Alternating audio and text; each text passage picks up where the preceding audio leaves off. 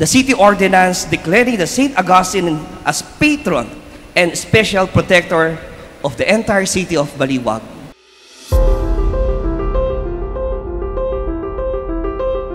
Indeed, today is a very special day, especially to our shrine, because we received numerous favors, spiritual favors, because there are so many things that we should be thankful.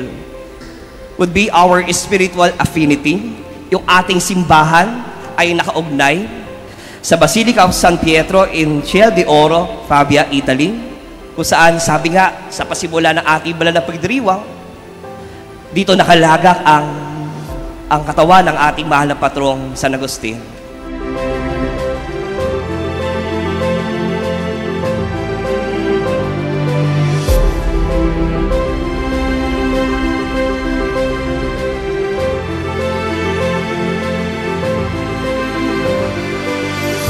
Mong iiwanan ang Diyos sa pagdarasal. May mga bagay na pwede mong iwan para sa Diyos. Pwede mong iwan ng Diyos para sa ibang bagay. Do not abandon prayer.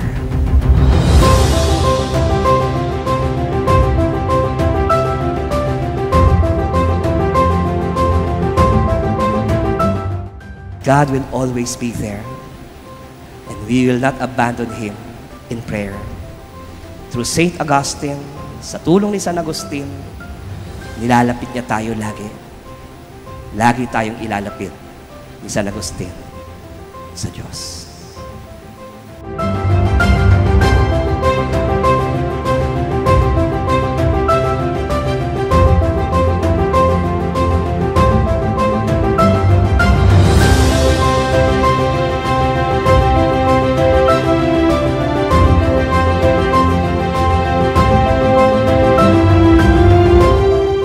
Naway tulad ng San Agustin ay lumaliw ang ating pananalig, kagalakan, pagmamahal sa Diyos na lagi nagmamahal sa atin.